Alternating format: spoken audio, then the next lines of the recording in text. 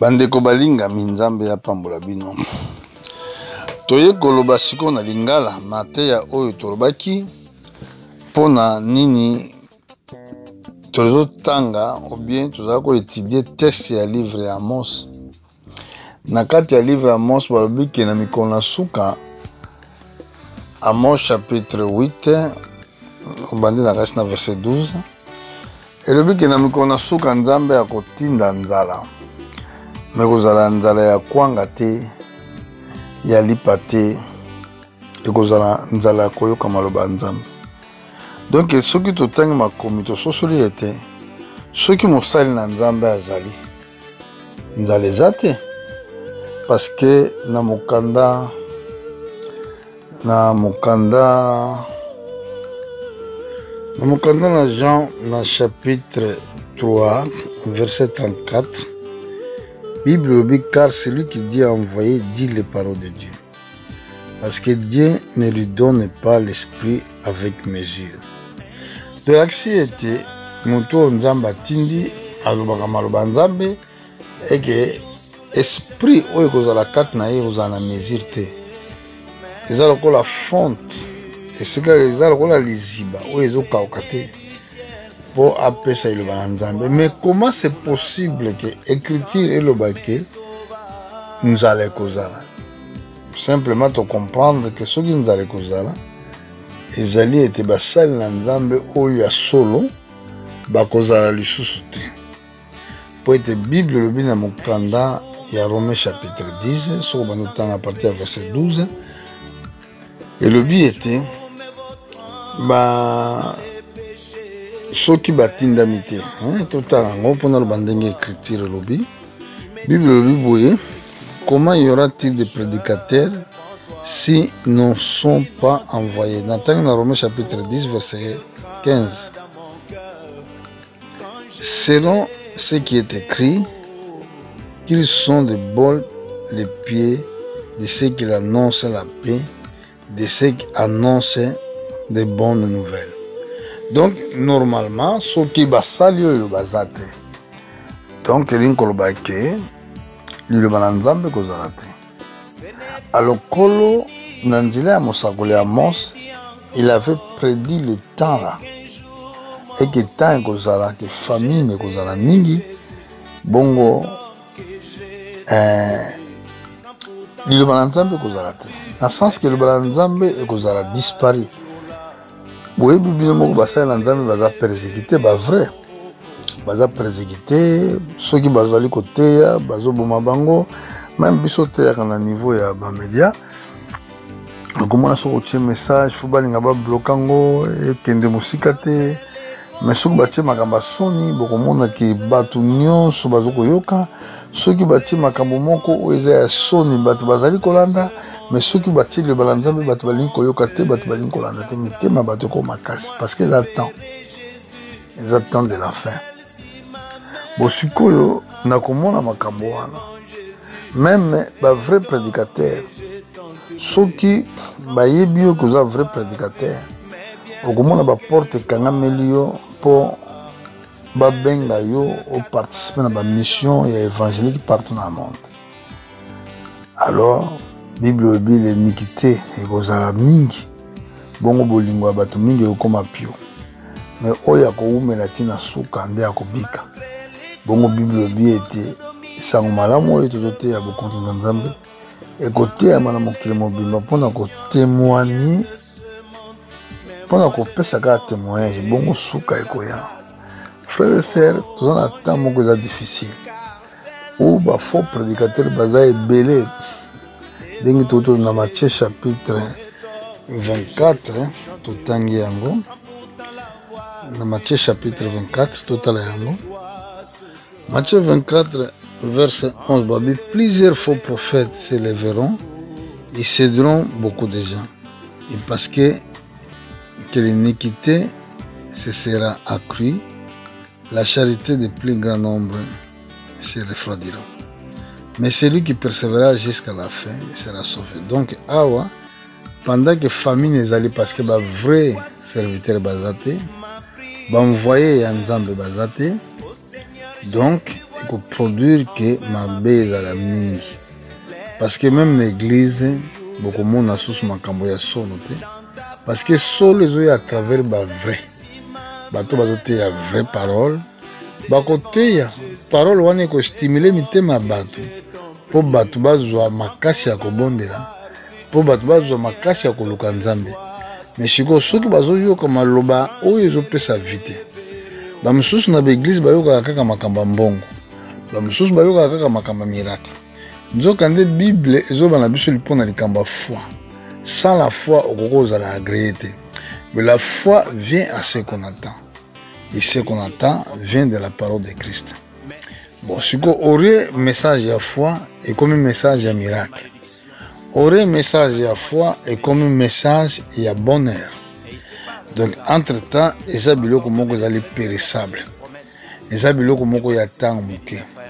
Ou ba disciple mingi balande ki Yesu pona tina lipa. Ayebisaki bango clairement na livre ya Jean.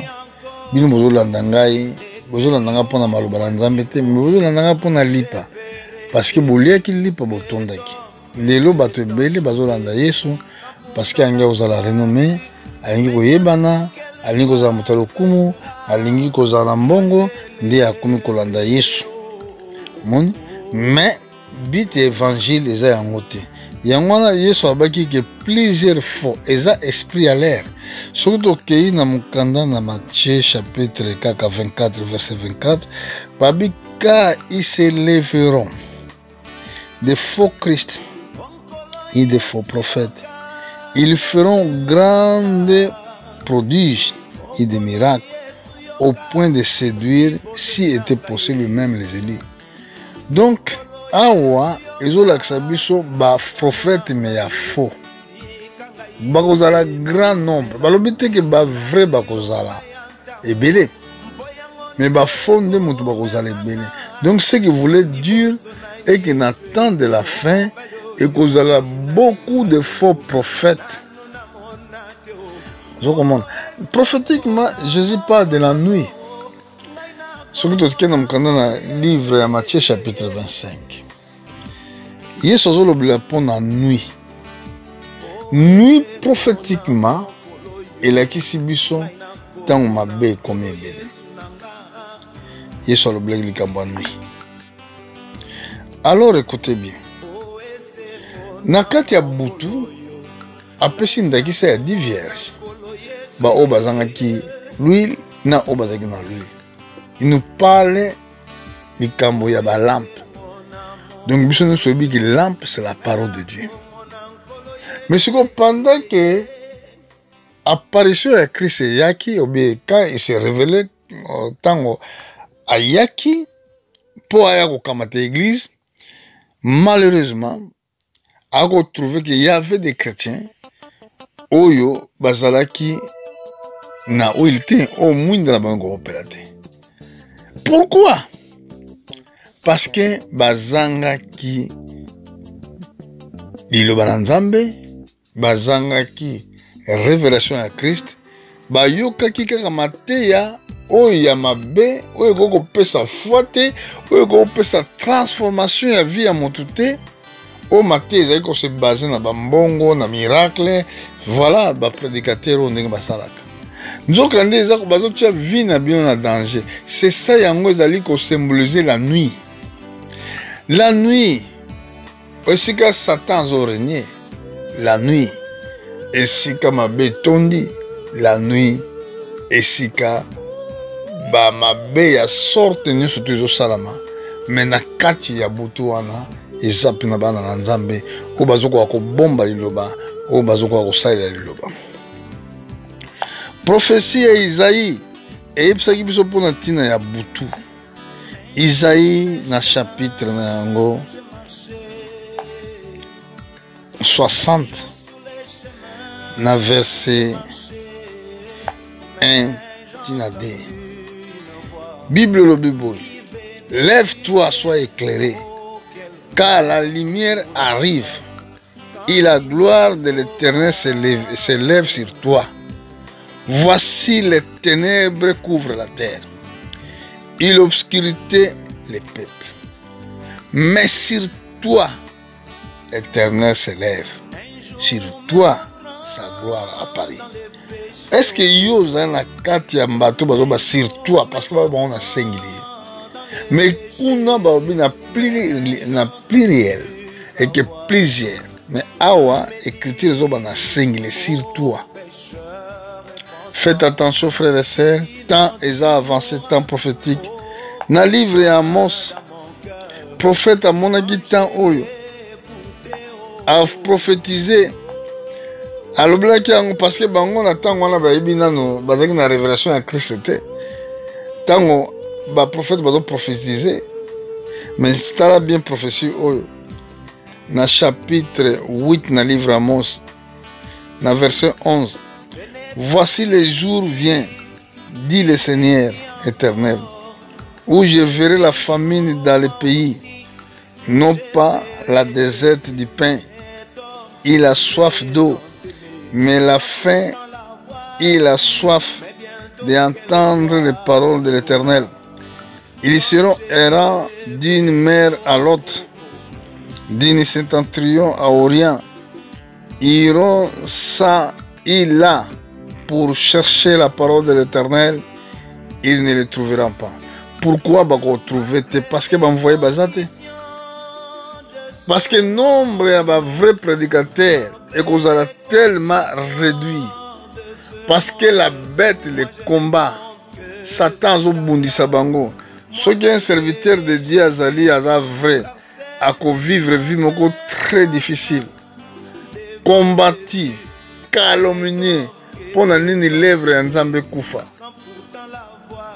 Batu bako bundi saye. Batu bako kosle makambo. Et comment il vous parlait mal de vous. Dans Matthieu chapitre 5, verset 10, Balobi. Balobi, dans verset 9. Heureux ceux qui parcourent la paix, car ils seront appelés les fils de Dieu. Ah, Balobi, que bazo prêcher évangile. Bakobenga mabana na Nzambe. Bon, on a chapitre lundi, dans verset lundi, babi, heureux ceux qui sont persécutés pour la justice, car le royaume des cieux est à eux. Dans verset 11, heureux ceux qui vous, heureux serez-vous lorsqu'on vous outragera et on vous persécutera.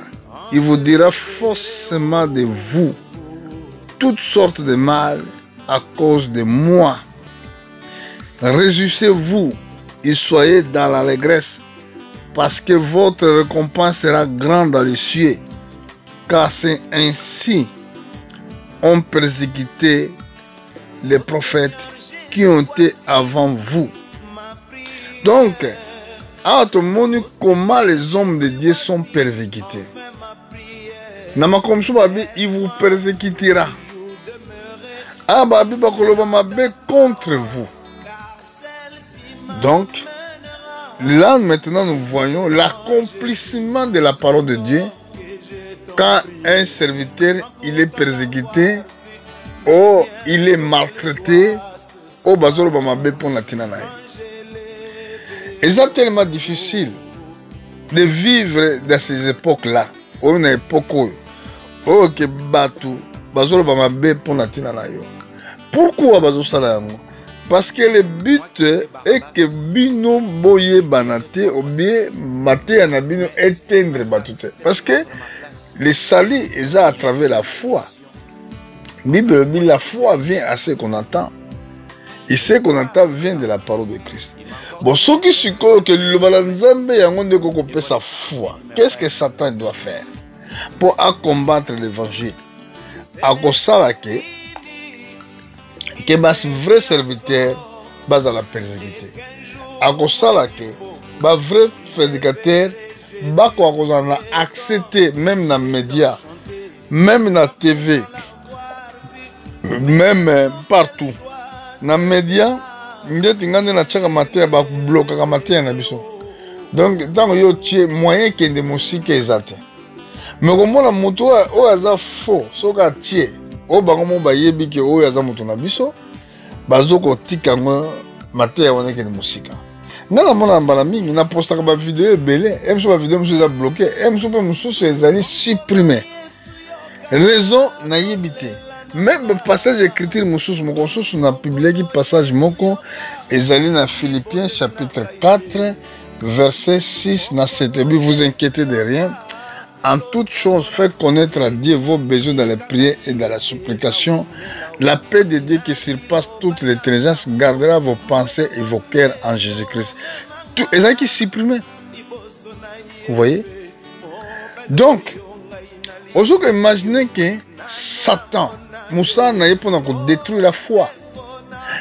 Une fois que, même l'écriture le dit que vous savez la grande zambe na bino, akopambola lipa na bino, akopambola mai na bino, akolongola maladi kat na bino. Mais bango bazo faire croire biso que soko du vaccin te okokufa. Nzokande liwa même. Bon muto akufa. Esengeli ke nzambe a déterminé mukona liwa. Yesu alobaki na bayekoli. Bo banga te. Même suki na bino ya mutu esila kotanga. Moko koko kwea te sans la volonté de votre Père. Dans le livre Psaume, et comment mi boyete, dans le chapitre 139, verset 15, il y a le bien été, David a dit dans le verset 14, nous avons une créature si merveilleuse. Mon âme les reconnaît bien.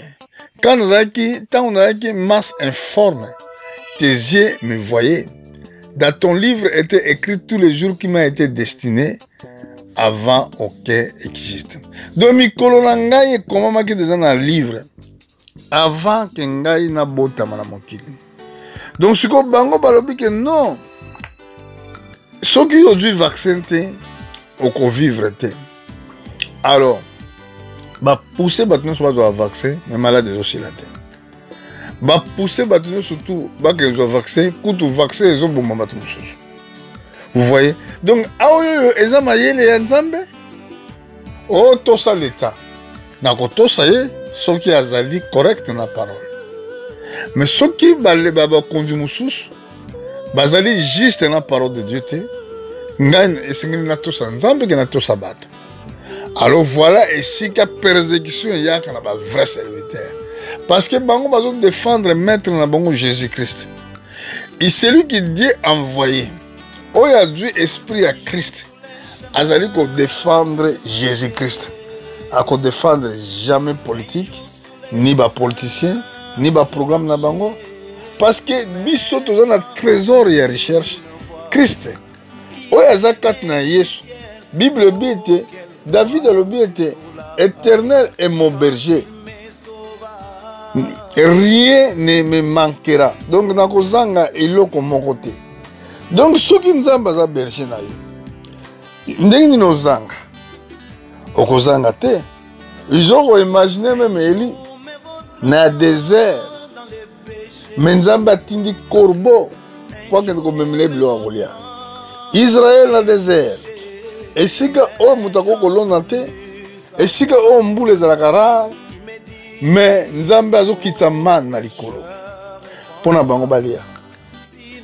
Na pourquoi azopesa bango ba ekai ba pigeon ba ndeke mo benga ekai bongo na tongo ezaki ma nzamba yebaki ta meme ya kolia na bango ketanga pesi bango ezaki biloko ezaki po balia lelo Josué pona kolonga banguna na ye pona ko posséder terre promise au pays ya Elaka mboka ya Elaka. A quoi qu'on arrête même une nature, ou que tout ça monte, mais une colonne nature et tout ça qui. Et que moi n'inganate jusqu'à Rolonga baïna. Yesu alibaki sobo dans la foi. Boko balangomba ou elongangombe ko bakama. Il y a rien qui vous sera impossible. Mais ba politicien ba lobby était. Ceux qui ont dû vacciner, ceux qui ont sali boité. Oko vikate, oko kufa. Mais nous avons dit liwa mutu ezali début vraiment la véritable vie. Parce que vie autre dans terrestre, eza vie mo temporaire. Donc pour la biso to mériter vie à l'ikoro, et donc c'est la biso notre nature doit changer. Notre vie doit changer. Satan est bien très bien. Et c'est pour cela qu'on a barrière dans les vrais serviteurs. Basala musala monde. Bazali persécuté dans le monde. Bazali tué. Pour la nini, et peut ça accès na plusieurs faux prédicateurs. Bakoka kusala musala. Nous avons musala ba faux prédicateurs. Et ça pour qu'on lève foi. Pour la nini église na Bible parlera pour la mbongo. Pourquoi? Entre-temps, Bible était dans Deutéronome chapitre 28, verset 1 à 2. Soko yogi attentivement le balanzambe, peu au tien on a mosala, Bible était voici toutes les bénédictions qui viendront chez toi. Donc ceux qui bénédictions ils ont après montazo yoka le balanzambe. Yesolobi était chercher premièrement le royaume des cieux, et le reste des choses sera vous donné. Ceux qui allaient bongo, mais pourquoi bino? Nakati ya assemblée bolobliaka likamba mbongo bokomisi bandimi esclave ya mbongo bato bakomi koboya église mpona ntina mbongo cotisation bolingi kosala baeglise ya minene mpona koséduire l'état mpona kolobaki ozali grand, mais ce n'est pas ça. La grandeur de l'homme ezali na révélation ya Christ, parce que soki ezalaki bongo Yesu akobenga Jean-Baptiste azalaki grand. Pour Jean-Baptiste azalaki grand.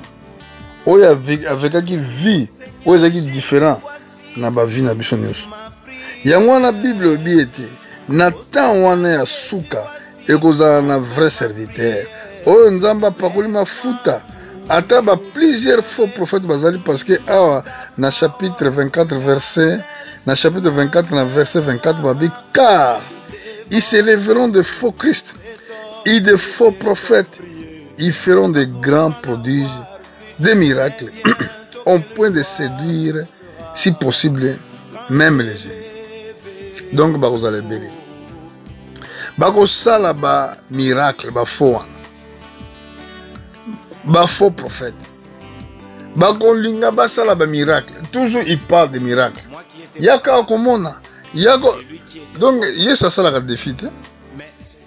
Yesu benga motuté que yaka okoyoka. Bible dit c'est lui qui croira et en a singulier. Balabate que yaka pour monde. Parce que miracle même. Pour la kosalango et sengeli muntu andima. Mais ce qui nous dit yaka komona muntu ala dans la foi te, muntu ala do poussana pour amona miracle comme magie. Ce qui va t'amener à comprendre facilement. Yangwana bande kunangai. Ce qui comme yaka okomona, eza sous miracle côté pas Nzambe. Alors toye pour na koyeba basali na Nzambe ya so. Na verset 45. Bible le Bible. Quel est donc le serviteur fidèle et prudent que son maître a établi sur ces gens pour leur donner la nourriture au temps convenable. Nathan Nzala. Nathan oyo bananzambe ezote yamate. Nathan oba envoyé ya Nzambe ba komi réduit. Baza nombre ya muke selon la prophétie. Pour être Bible bina biso boy Yesu alobaki esika cadavre ya kufi esika ba aigle bazo sangana. Na yebite na otala version rapidement avant na bana kolimbre eloko na zoloba. Pourquoi Yesu alobaki yango? Total yango. Tozali na même mokanda na chapitre 24 verset 8.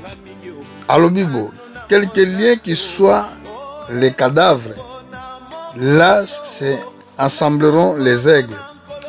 Remarquez dans verset 29, aussitôt après ces jours de détresse, le soleil obscurcira, la lune ne donnera plus la lumière, les étoiles tomberont du ciel, la puissance des cieux seront emballées. Alors les signes des fils de l'homme paraîtront dans les cieux. Tous les tribus de la terre se lamenteront. Ils verront les fils de l'homme venant sur les nuées du ciel avec puissance et grande gloire. Grande gloire. Bon, imaginez qu'il y a ce jour il y a cadavre. Cadavre, Jésus lui-même a koufaki. Tango ya koufi pour la masuma bato. sikoyo moko alobaki ke oyo akolia nzoto na nga te akomela makila na nga te aza na bomoi te. Sikoyo cadavre oyo prophétie eza koloba eza Christ oyo akufi bongo baaigle bazali baeli baponami oyo bazokoluka bazouta mosika mpona nini bazwi ndakisa ya vautour parce que aigle bazoloba eza vautour parce que vautour aza le seul oiseau qui localise une cadavre même ezali bakilomètre na bakilomètre à partir na biso bayokaka bana solo moko bazolo moko vraiment makasi mpona koyeba esika ebembe ezali mpo bakende kolia ebembe oyo bazolobila eza prophétique eza Christ oyo akufaki beli oyo bazolobila oyo baza na connaissance ya kocomprendre un vrai parole de Dieu. Bako se déplacer, l'endroit, la distance, ils ont compté pas dans bango. Bako se déplacer pendant que nous koyoka l'île bayanzambe. Mais ba faux prédicateur, ba faux prédicateur. Oh bazo servir pendant ba bit. Toujours bango bazo parler pour la mbongo, bako parler pour la école, bako parler pour la hôpital. Nzambe atindeki bango te bakende kosala oyo tosala baorphelinat nzambe atindeki bango basala bongo te. C'est normal nakoki koaider mutu, c'est normal parce que c'est l'amour de Dieu même de aider ton prochain, de aimer ton prochain, mais ezala mpona but mon côté, mpona intérêt mon côté ozosala nsima parce que tu voulais gagner la vie, parce que tu voulais gagner l'argent. Mais si kotango yo moni na kati ya église et que étoile moko ezoko se lever, étoile moko ezoko kopusana, et moko ezoko avancer, olingi kotika eta sala musala, tu voulais le combattre. Regardez ce que dit les Écritures parce que ozoko kokisa un temps, un message prophétique pour toi. Et comment mi na mokanda na verset 48 babi, mais c'est une méchant serviteur qui dit à lui-même mon maître tarde à venir. Il se met à battre ses compagnons, il mange et il boit avec les ivrognes. Il est maître de ses serviteurs viendra les jours où il n'y attendait pas et à l'heure qu'il ne connaît pas. Il mettra en pièce, en lui donnera sa part avec les hypocrites. C'est là qu'il y aura des pleurs et des grassements dedans. Ah, encore azolobela pona tina ba faux prédicateur, ba faux messager. Moussa na bango ko bundisa ba ponami. Moussa na bango ko bundisa ba vrai serviteur ba kuta mina ba kata église na bango. Donc ba empêcher bango ba kene ko yoka sumate pa musute. Soki okei o ba baki na maboka Satan. O ba sali obwe. Donc Moussa na bango ezali pona ko